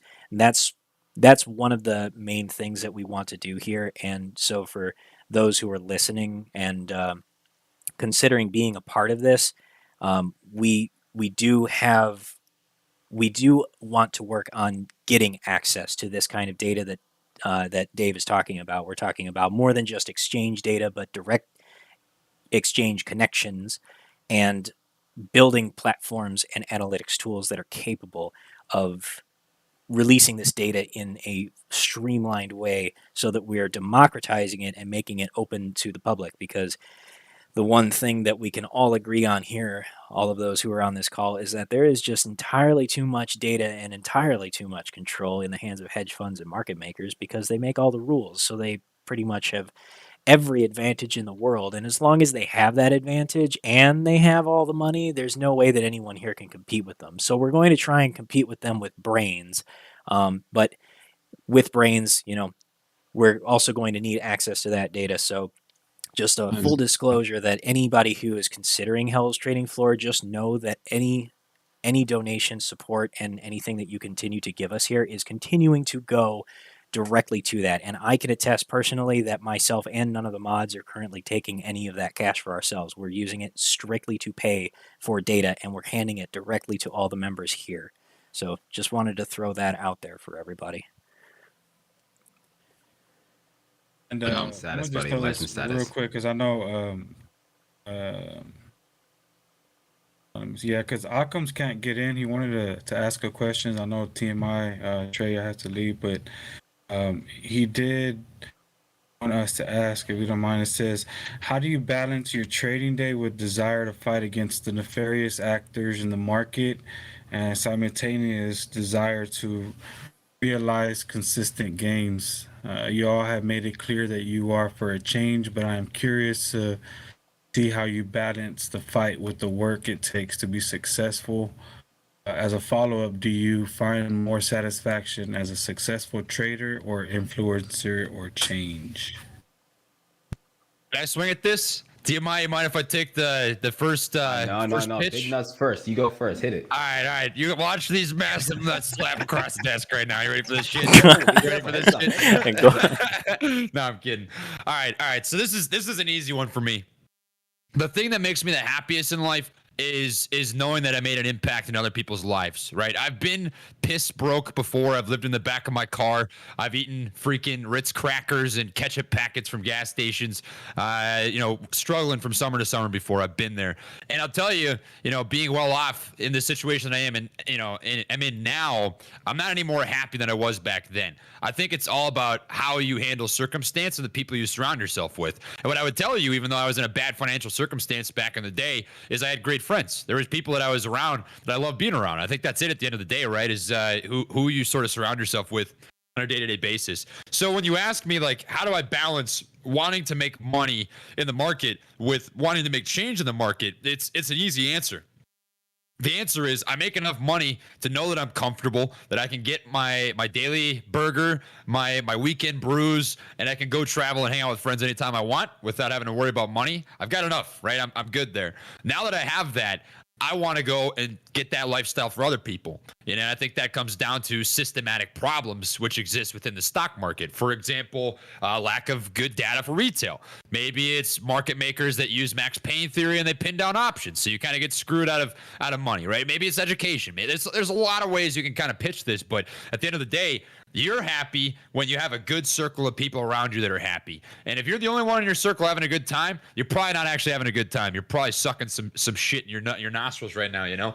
So the way that I view it, man, is I want everyone around me to succeed just as much as I want to succeed, because that's true success. That's real happiness. If you're doing it by yourself, you're going to die alone. That shit sucks. You don't want to be that guy from Jujutsu Kaisen. If you know, you know. But that's my answer. So there you go. Shit, you gotta follow that shit up. All right. So He's like, shit. I knew I should have went first. I'll put it like this, right? It's all good, man. Yeah. All I can say is this. So first, to kind of respond to what Trey said, he practices what he preaches through and through. One of the most honest people that I've ever met before in my life, and I feel like he as an influencer, right? So I think he has the whole happiness thing down packed. I truly and honestly do believe that, you know, along the way you're gonna hit some home runs in different aspects of your life, and when you hit those home runs, you'll kind of be able to measure up what that feeling is, right? I feel like the question kind of is kind of like a two-sport athlete. Like, which sport do you kind of feel more comfortable in? I think at the end of the day, Trey says correct. If you're financially sound, if your family's okay, you can you'll find it a lot easier to find joy in bringing other people joy. When you're not financially sound, then it's tough. Right? Then it's very tough. So I feel like if you've been down before, so 2008, my family lost everything. We're living in a hotel. So I've been broke before, right? And then it came to 2019, where I actually got my first place, right? Now, what I wanted to do when I lost everything was just get money. I didn't really care for happiness. What I want to do now is more so revolved around bringing other people happiness. So I think once you figure out what that comfort level is, then you can focus on happiness. Beforehand, you can still do it, but it's not quite as easy. Right? So I think now it's just happiness first. Everything else comes second. If you're at the point where you have to question, you know, where's your next meal come from, you're gonna have a tough time thinking about other people's joy and putting other people before you, right? So figure out what your line is, figure out what your goal is, get that shit accomplished, and then, you know, shift it to doing what makes you feel happy. Man, remember, if you have big nuts, to slap them on the table. That's probably the most important part of that whole. I would say, yeah. slap nuts first, ask questions later, and that's just from a male perspective. Let's just flip the switch really quickly, because there's lots of women there in the chat right now too. Oh God, that's first, then ask questions later. It's okay. It's all right. That's a beautiful close. That's a beautiful close to that sentence. Is this recorded? Man. Oh yeah, it's recorded. We're live on YouTube, man. Making sure. No, I want to make sure people can hear this after I'm done, because I don't want to say okay, it again. yes, yeah. it is recorded. I will give you the link, please. That's a beautiful close after like that. Oh man, you could have ran for Miss America, dude, like with that world peace statement. I feel like you balance me out, because so I'll go ahead and answer the question too, even though nobody asked me. TMI, I love your sentiment, and I love how you are all about bringing people happiness, and I think that is a beautiful, beautiful thing. It is an excellent goal to have. I may have spent too much time as a cynic, and probably spent too much time in the dark, being down here in the fourth circle. But I have different motivations entirely. I see what has happened to the world. Okay, I look at things in such a different light. And the stock market is not the only way, but I feel like the stock market is the most obvious way that evil plays itself out in the world, and the way that evil conducts itself to earn profit. And that is my motivation for my trades. And I balance my trades out with, risk to reward. I'm a very technical trader and I just use charts and stuff. And if you want to learn about that, pick up a trading book because they're probably infinitely better sources than me. But when it comes to my motivation is that I was there when 2008 came crashing down on my family, and I watched my parents struggling with losing their home. And it was the same year that I just came back from basic training in the U.S. Army. And like the whole world was coming to an end financially speaking. And I didn't learn this until after I got back because they hid the reality of the world in my letters that I received while I was in basic. And when I got back, I came to understand that they spent basically their last cash just to come and pick me up from the fort that I was training at, and spend a week in the Ozarks for a vacation. And then when we came home, like they didn't have anything left to spend, and they didn't know how they were going to stay in business because they had their own business. And my answer to that was, as soon as I got my first half of my GI Bill, was to pay their next 3 months on their mortgage and get them back out of delinquency because they were 90 days delinquent and facing eviction. And I had a little brother and I wanted to keep him in his bedroom and not in a car. And that decision stuck with me because it stole it stole the future that I had imagined for myself, going to college. And I later did go to college, but then my benefits got taken away in 2012, after sequestration of benefits is what the event was called. But it was basically like the government can't pay for everybody, so we're going to cut a bunch of senior officers out of the army because they're old, and we just want to pink slip them to save money, and we're going to take away a bunch of people's benefits that are going to school. And for me, that was devastating because it took me from a 3.9 GPA down to a 1.8, and it flunked me out of all of my courses instantaneously. It absolutely destroyed me academically. It destroyed me financially. And it was all because of what happened on Wall Street in 2008. And I'm the direct opposite of TMI. I mean, I love seeing people make money. I love seeing people be happy, but I do not want anybody on Wall Street to be happy. They are, as far as I'm concerned, the scum of the earth, most evil people. And my goal in life now, this is the most important thing that I feel like I can do with my life and my time, is to drag them down here to the fourth circle with me where they belong.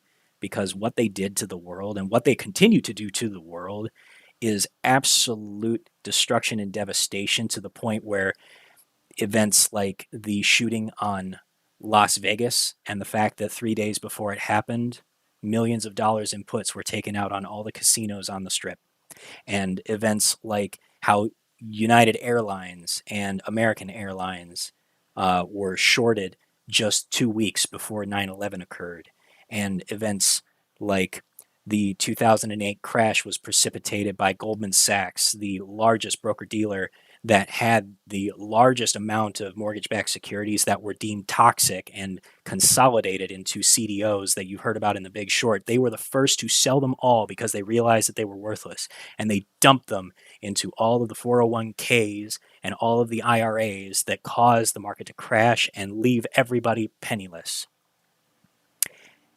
That is my motivation. That's why I get so angry. Love that. And I didn't know that, and that does shed a little more light on why your name is True Demon. I feel like it's it actually has nothing to do with any of that. Lord. This man's a Sith Lord. I like it. But I think you encapsulate a small part of me, right? Because what I'll say is this: watching, I think one of the most painful things as a younger person to do is watch your parents struggle, right? And you don't know it at the time, but looking back, it definitely was, right? I can see my parents came over from countries that they didn't have toilets when they lived in their countries, right? My dad grew up in the country in Jamaica. My mom grew up in Trinidad, right? So seeing them come to a place where they kind of gathered shit together, met each other in high school, made a life, got fucked over by the housing crisis, owned several properties, ended up having to shift to a hotel and start fresh again, like the embarrassment, right? Now, knowing that, could they have definitely prevented some of these things from happening? Sure. The dollars they might not have had, but knowing that ultimately a lot of this came down to things that were out of their control is tough. Now, the people responsible, do I have that, down to the core in me where I want to see them do poorly in life and have their kids. You don't say anything too crazy, right? But do I want to see them, suffer the same way that I saw my parents suffer? 110%. The only thing is this: I don't have a way of making that happen by putting that core part of myself. The way I can do it is, outputting the 90% or whatever it is of the upbringing, joy, and, cool, calm, collected attitude I can bring. But once the money is settled, I promise you guys, we will have some fun. True Demon and I will be out in Vegas talking the wildest shit you guys have ever seen before in your life. But until that time, relax. Chill. I'll let True Demon do the dirty work, and then we'll talk shit afterwards. All right, I'll see you at DEF CON coming the first week of August. I'll be there. Oh, I don't even know what DEF CON is, but I'm there. Oh, it's a hacker conference. Man, I'm there every year. They probably know who I am already. All right. Okay, cool. First week of August. Every first week of August. Come out and join us. All right. I think it takes a special person to have that sort of conviction be your reasoning and why you do something. I got to admit, between July and December, I fell down that hole, sort of the conviction mindset of I just want to watch these fucking people burn to the ground. And I just became jaded. I think it's a really hard balancing act. And you seem to be doing it pretty well, so props to you. I'm not that special of a person. I couldn't balance in that sort of way. I have to take a different approach. So well, I don't want you to glorify my mentality, because I understand that it's cynical and toxic, but at the same time, there's a certain level of justice that doesn't come in the world without a certain degree of violence. And the way that and my philosophy is that if you're going to train to fight a war, you need to train to kill. And that's and I don't mean that literally. All right, don't take what I said just out of context and just be like, oh God, he's gonna go on a murder spree. No, not like that. But what I mean is that you have to have a certain degree of conviction. And when you're talking about upheaving a incumbent evil power that has basically infected the entire world and rules its economy, you're talking about something that is it will likely lead to some kind of violent uprising. It's going to be violent in different ways. Like, it's going to result in things like there's going to be a lot of economic strife and a lot of confusion, and there's going to be problems that come out of the other side of it. There's no such thing as a peaceful revolution. It can't happen. Where do the cactuses come into this? I see a lot of people talking about cactuses. We're not going to talk about that, all right? You guys want context? You can go check out the last video on my channel. Okay? I'm just trying to let you know what the audience is talking about. The audience wants the cactuses. Yeah, if I'm not going to discuss it here. Y'all can check out my last video. If you get a kick out of it, it's highly educational, even though it starts a little bit comical with a little bit of, we'll say suggestive material. But yeah, I don't want anybody to just think that my trading strategy is like just fuck everybody on Wall Street, and that's the end of my motivation either. Hey, if it is, man, props to you. Part of it. Whatever, bro. I'm telling you, I can't do that. That takes a special kind of person, bro. That's it. Before I sign up. All right. To be honest with you, man, I think myself personally, I'm just too lighthearted to get into that mindset all the time. Like, I got to be straight. What I want in life, to be completely happy after this is all said and done, is enough money to get hammered on the weekends, have good burgers, and do it with my friends. And that's literally it. And a Subway a day, and a Subway sandwich a day. If I can do all those things with my buddies, life is good. And that's ultimately the goal, Get people in your circle and in this community to all be in a spot where they can do whatever the fuck they want and live a good life. I can agree with that, absolutely. No matter how we get there, if we can end up in that place where we're just having burgers and beers on the weekend, then I'll be happy with that. Oh, dude, a good Coke Daniels, a good burger. Oh. The only thing that I disagree with is, look, the happy times that Trey is highlighting is fictional, right? Because for his ultimate scenario, he's drinking Diet Coke. Now, I don't know what kind of bullshit going off that Diet Coke scenario, but that's not real. That's not post-Moas life. It's Coke. You know what I mean? It's the real deal Holyfield. We don't want that synthetic shit. So if we're going to talk about ultimate scenarios, it has to be the real deal. Bro, take your mask off and tell me that, huh? Take your mask off and tell me that. Oh, God. I'll just be hanging out with some craft IPA or something, Get my nuts out of the way first so I can move over here. Okay, cool. Okay. All right. Well, guys, I know that we're probably up to your time. Let me know if we're running out of time if you got to go. Yeah, I'm gonna dip out here. I try to stick to a schedule for my own streaming. I'm gonna go hop on Twitch. Don't plug me. I don't give a shit about that stuff. But what I will say as parting words is whatever your why is in life, just have it. You know, your conviction can be that you want to see people fucking burn to the ground. And as long as those people are bad people, you know, you do you, I guess. But make sure. Nah, I'm not. Anyways, we're gonna move on. That was not worded right. Very properly. We're gonna start that over. Let's start that over. Hold on. Let me. Kat, we're gonna need to do some post. We're gonna need to do some post editing. All right. Let me start over. No, Have a why in life. That's it, right? Just have a why. Have a reason that you do anything. And when you have hard days, you'll always come back to that. You know, for me, it's my old man. I think about him in his grave, chilling.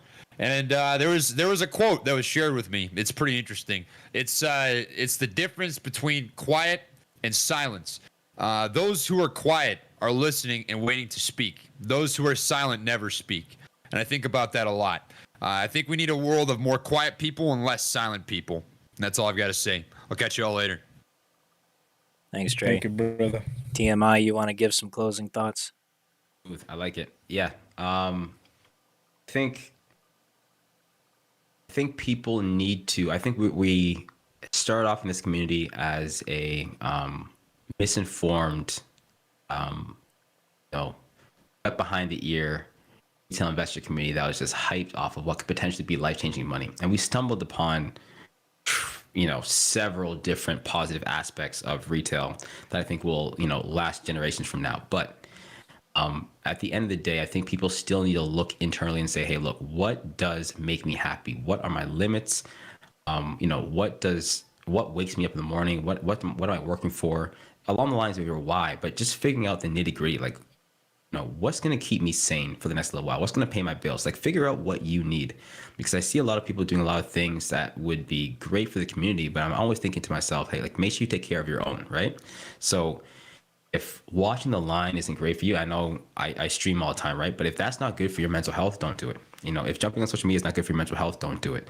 If day trading is not good for your financial health, don't do it. Like, figure out what actually works for you, not what gets the most retweets or gets the most love or interaction or engagement. Like, figure out the core of what actually makes you a better person, happier, then start there. I think a lot of people kind of lost their way along the way because it was fun, right? But then we have to kind of bring things back and say, okay, cool, let's start again. Have I actually learned anything in the last 6 months? What have I learned? Where have I learned it from? Let's go back to those places. Let's get more information. Was it accurate? Let's double check. How do I do DD? When I wake up in the morning, what's the first thing I think about? Like, these different things we kind of just put in the back burner to get rich. Now I want to make sure that, yes, things are starting to turn back around to positive again, but let's not lose track of, the things that make us individually happy, because money doesn't change happiness. It makes it easier, but it doesn't, give us all solutions. So keep that in mind, people. Thanks, man. Yeah, I appreciate it. If I had anything else to add to that, I mean, man, that was beautiful. I share a lot of those sentiments. It's been a life-changing journey for us, no matter how much money we've made or lost, because it really opened our eyes to things that have happened in the past and have happened recently, that really enlightened us to how impactful people can be and how impactful the internet can be, and sharing information. Knowing that I can reach around the globe to hundreds, if not thousands, or even millions of people with information that has the potential to change their lives and change the outlook that they have on life and help them build something together. That's what I thought that I did once upon a time when I was building code, and it was what I thought I was doing when I was teaching people how to secure their computers.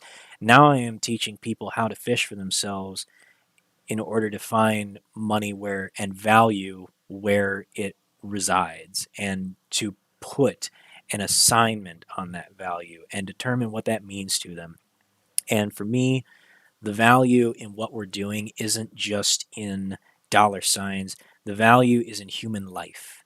And there is one thing that is missing from Wall Street, is that when it replaces people with numbers, then their story and their impact and their lives are missed and they often are forgotten. And that is why this corruption has to end. And that's why I feel like what we're doing here is so important. So, like all great things and all great revolutions, those things have to come with time and a lot of pain and a lot of work. But as I have said many times before, patience is key. TMI, thanks for sticking with me to the end since you're the last one hanging out here. And thank you to Peter Hilleberg from Ortex and Matt Kohrs and Trey's Trades. You guys have been fantastic. We really enjoyed having you on, and I'm hoping that we get to do it again soon. And with that, I look forward to seeing you guys next time and have a hell of a time in the markets.